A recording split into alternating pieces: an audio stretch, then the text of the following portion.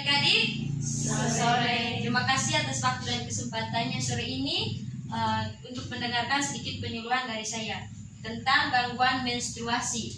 Di sini ada lembaran kuesioner. Di sini adik-adik bisa mengisinya. Di pernyataan ada tentang menstruasi. Adik-adik tinggal mengisi benar atau salah tentang apa yang ada di pernyataan. Adik-adik bisa mengisinya dengan centang.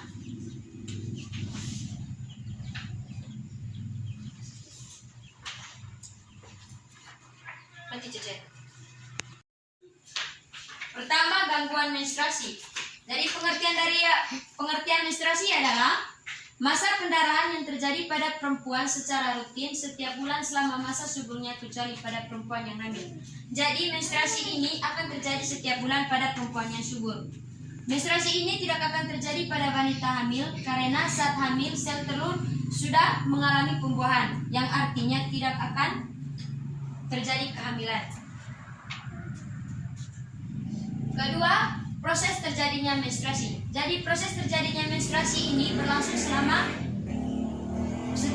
setiap bulan dan lamanya 3-7 hari. Jadi ketika kita mengalami menstruasi akan terjadi 3-7 hari.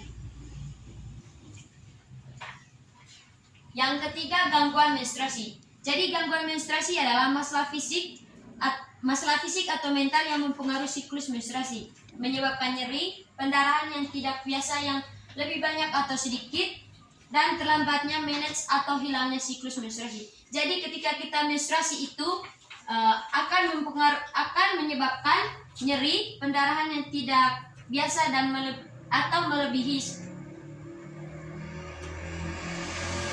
Keempat, gejala PMS. Apakah adik-adik sudah tahu apa itu PMS? Jadi PMS itu adalah premenstruasi syndrome, adalah rasa sakit secara fisik maupun emosional. Jadi PMS syndrome ini adalah rasa sakit yang kita alami pada saat menstruasi. Biasanya meliputi tingkah laku seperti kegelisahan, depresi, sensitif, lekas marah, gangguan tidur, kelelahan, kelemahan, ngidam makanan. Kadang terjadi perubahan suasana hati yang sangat cepat.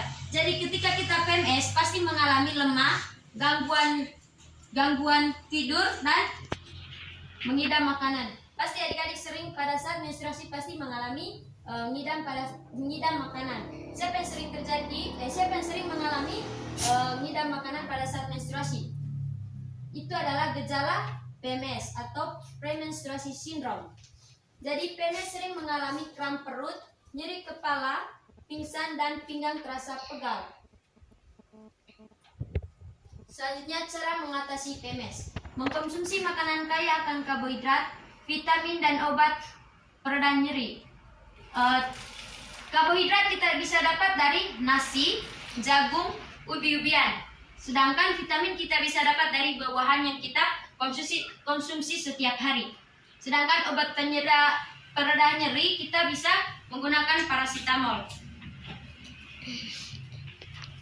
Selanjutnya, dysmenorrhea. Dysmenorrhea adalah nyeri pada saat menstruasi yang ditandai dengan rasa kram di bagian perut. Dysmenorrhea ini tadi ada di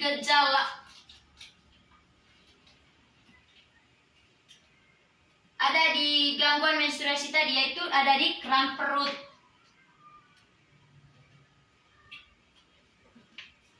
Jadi cara mengatasi dysmenorrhea ini adalah kompres menggunakan air hangat, minum air putih minimal 8 gelas, mandi dengan air hangat, istirahat yang cukup, mengatur pola tidur dan olahraga teratur. Jadi yang ini kompres menggunakan air hangat, kita siapkan botol, lalu tuangkan air di dalam botol, lalu kompres di bagian apa bahasa Mandarin hoga? Kemok. Kompres oleh kemok. Selanjutnya, menorrhagia. Menorrhagia adalah darah keluar secara berlebihan. Menstruasi ini terjadi 5-7 hari. Cara mengatasinya adalah minum banyak air putih sebanyak 8 gelas per hari, minum suplemen zat besi, konsumsi vitamin C, dan menjalani pemeriksaan ke dokter. Jadi menorrhea ini kita harus minum 8 gelas setiap hari air putih dan minum suplemen zat besi. Kalau adik-adik sudah mendapatkan obat tambah darah dari dokter, pokoknya dari tenaga kesehatan, jangan pernah membuangnya, kita harus minum. Habis itu konsumsi vitamin C dan menjalani pemeriksaan ke dokter. Selanjutnya, amenorrhea. Amenorrhea adalah tidak menstruasi berturut-turut selama beberapa bulan atau selama 3-4 bulan berturut-turut. Jadi itu gunanya tadi kita minum suplemen zat besi agar kita tidak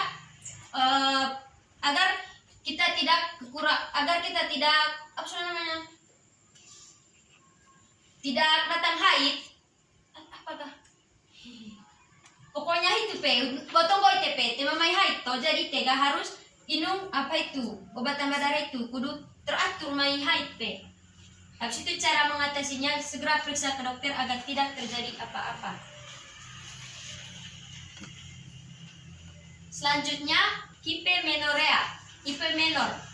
Hipemenor adalah pendarahan haid yang lebih banyak dari normal atau lebih lama dari normal, yaitu lebih dari 8 hari ganti pembalut 5-6 kali per hari. Jadi hipemenorrea ini emego ite mai haid pe pas ite nunggoto do bail haid yoga, jadi ite ganti pembalut 5-6 kali per hari.